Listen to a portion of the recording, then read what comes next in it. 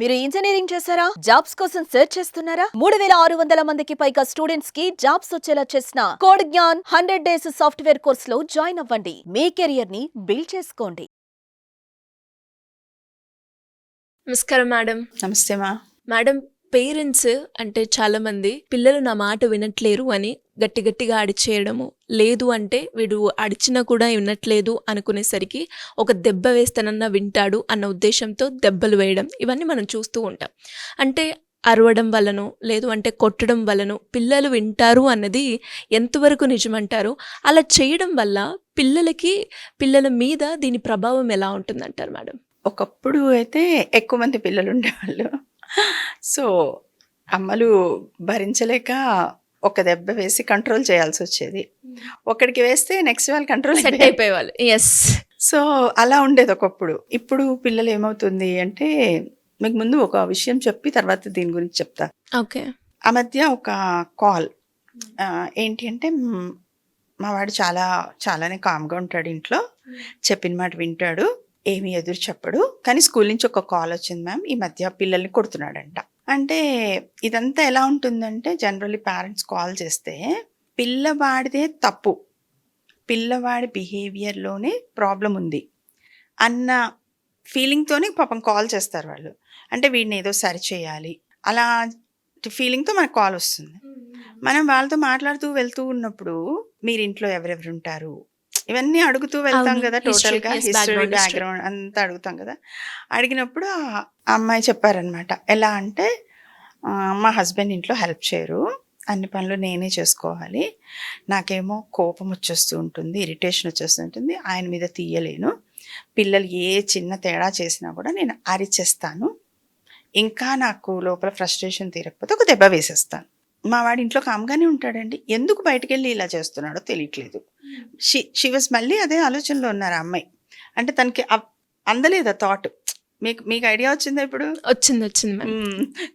తన ఏదైతే చేస్తోందో అదే ఇంపాక్ట్ తన పిల్లోడి మీద పడిందని తనకు తెలియలేదు. వాడు స్కూల్లో వెళ్ళి ఏదైనా తేడా వస్తే ఎవరైనా అన్నారనుకోండి, ఒక దెబ్బ వేస్తే వీడు నా కంట్రోల్లోకి వస్తాడు అనే థాట్ వాళ్ళు ఏర్పడిపోయింది. 7 years వరకు విపరీతమైన అబ్జర్వేషన్, ప్రతి మూమెంట్ పేరెంట్స్ ఇంచుమించు చెప్పాలంటే ఇంట్లో సీసీ కెమెరాస్ తిరుగుతున్నట్టు అనమాట. ఫిక్స్ చేసినవి కాదు, పిల్లలు ఇంట్లో తిరుగుతున్నాయి ఆ సీసీ కెమెరాలు. ఒక చోట కాదు, గుమ్మం బయట, ఇంట్లోనే, మనకి బెడ్రూమ్లోకి వెళ్తే బెడ్రూమ్లో, కిచెన్లోకి వెళ్తే కిచెన్లో. మేడం కదా, మీరు చెప్తూ ఉంటే నాకు గుర్తొస్తుంది. అంటే పిల్లలు పేరెంట్స్ ఎలా అయితే మాట్లాడతారో అలా యాక్ట్ చేయడం కావచ్చు, అవన్నీ నాన్నమ్మ ముందు అమ్మమ్మ ముందు కంప్లీట్ ఇన్ఫర్మేషన్, అసలు సిచ్యువేషన్ జరిగినట్టు చెప్పేస్తూ ఉంటారు. వాళ్ళు ఆడుతున్నారు అనుకుంటాం, అటు తిరిగి ఏదో సర్దుకుంటున్నారు, ఒక చెవిటే ఉంటుంది వాళ్ళది. సో వింటూ ఉంటారు, చాలా చాలా ఉంటుంది ఆ స్టాక్ బుర్రలో. అది బయటకు వచ్చినప్పుడు మనం ఆలోచించాలన్నమాట, ఇది ఎక్కడ వాడాం, మనం ఎవరితో అన్నాము, ఇది వీడు పట్టుకున్నాడు అనమాట, మళ్ళీ వెనక్కి వచ్చింది మాట అన్నట్టు. సో అమ్మాయికి చూసారా అంటే అప్పుడు నాకు అర్థమైంది అన్నారు. అంటే వాడు ఏమనుకున్నాడంటే, కొడితే అరిస్తే వింటారు, నా కంట్రోల్లోకి వచ్చేస్తారు. సో అది అలా తీసుకున్నాడు వాడు. సో అప్పుడు తను అందనమాట, ఎలా మేడం ఇప్పుడు? ఏమీ లేదు, మీకే ఇంకొంచెం ఓర్పు కావాలి. బాపు గారిది ఒక కార్టూన్ ఉంటుంది, బయట ఆఫీస్లో తండ్రి మేనేజర్తో ఏదో తిట్లు తిని వస్తాడు, అది వచ్చి భార్య మీద చూపిస్తాడు. ఆ భార్య వెళ్ళి పిల్లోడి మీద చూపిస్తుంది, పిల్లోడు వెళ్ళి ఆ చిన్న పాప మీద చూపిస్తాడు. అలాగా మనము దాన్ని షిఫ్ట్ చేస్తూ ఉంటాం అనమాట. సో ఆ షిఫ్టింగ్ని చూసుకోవాలి, ఎక్కడ ఆపాలి, ఎవరి మీద తీయాలి, ఎవరితో ఎలా బిహేవ్ చేయాలి, తప్పనిసరి. ఎందుకంటే విపరీతంగా ఎప్పుడు చెప్పే మాటే, ఇంకా మన ముందు ఎపిసోడ్స్లో కూడా ఎన్నిసార్లు వస్తుందో ఈ వర్డ్ నాకు తెలియదు. పిల్లలు అనుకరిస్తారు, పిల్లలు చెప్తే వినరు. నువ్వు ఇలా ఉండాలి అలా ఉండాలి అంటే వింటారు, ఆచరించరు. కానీ మీరు ఏదైతే చేస్తున్నారో దాన్ని చూసి నేర్చుకుంటారు. ఇప్పుడు మీరు వచ్చి షూస్ అలా పడేసి, బ్యాగ్ ఇలా పడేసి, మీరు పొద్దున్న లేచి దుప్పటి మడత పెట్టకపోతే మీ పిల్లోడు ఎలా మడత పెడతాడు? సో వాళ్ళు ముందు మీ దగ్గర నుంచే నేర్చుకుంటారు, అర్థం చేసుకుంటారు. సో అక్కడ మనం చూసుకోవాలి. స్కూల్ నుంచి కంప్లైంట్ వచ్చిందా, ఫ్రెండ్స్ నుంచి కంప్లైంట్ వచ్చిందా, బిహేవియర్లో తేడా వచ్చిందా, బయట నేర్చుకునేవి నేర్చుకుంటారు. అక్కడ కూడా డిఫరెన్సియేషన్ చెప్పాలి. అది బయటే, ఇది ఇంట్లోనే.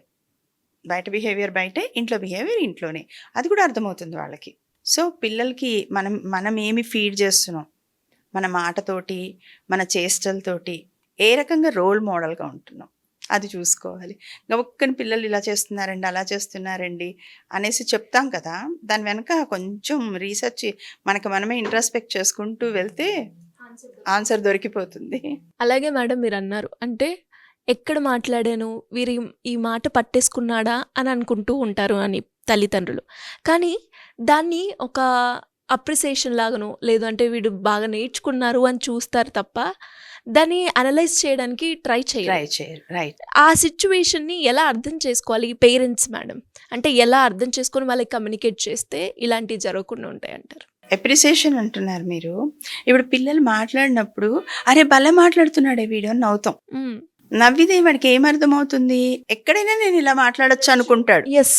సో ఎక్కడైనా అలాగే మాట్లాడతాడు, ఎదుగుతూ కూడా అలాగే మాట్లాడతాడు. వాళ్ళకి ఎలా తెలుస్తుంది కంట్రోల్? అరే చిన్న ఇది మాట్లాడేది కాదు, ఇది మాట్లాడే మాట, ఇలా అనకూడదు, మళ్ళీ రెండోసారి ఇది చెప్పకు, ఇలా అనకు అని చెప్పాలి. ఎందుకంటే ఒక అమ్మాయి ఇలాగే ఇంటికి వచ్చి తన 4 years పాప అన్నీ విసిరేస్తుందండి అన్నారు, చేతిలో సామాను. అవునా అంటే అవును అని, నాకు కొంచెం హెల్త్ బాగోదు, కొంచెం వీక్గా ఉంటాను, ఇన్లాస్తో ప్రాబ్లం ఉంది, హస్బెండ్ చాలా మంచివారే కానీ నేను చేసుకోలేకపోతున్నాను. కోపం వచ్చి ఒకరోజు చేతిలో రిమోట్ ఉంటే ఇసిరేసాను మా హస్బెండ్తో మాట్లాడుతూ అన్నారు. అక్కడ క్యాచ్ చేసింది ఆ పాప. సో అంత మైన్యూట్గా, అంత కీన్గా వాళ్ళు వింటారనమాట, అబ్జర్వ్ చేస్తారనమాట మనని. సో ఇది ఎక్కడి నుంచి వచ్చింది అనుకుంటాం మనం, ఇది ఎక్కడి నుంచే, మన నుంచే వచ్చింది. అంటే భయపడుతూ పెంచక్కర్లేదు, కొంచెం కాన్షియస్గా పెంచాలి అంతే. డెఫినెట్గా. Thank you ma'am, thank you so much. Welcome నాన్న. సుమన్ టీవీలో మీ పర్సనల్ అండ్ బిజినెస్ ప్రమోషన్స్ కోసం కింది నెంబర్కి కాంటాక్ట్ చేయండి.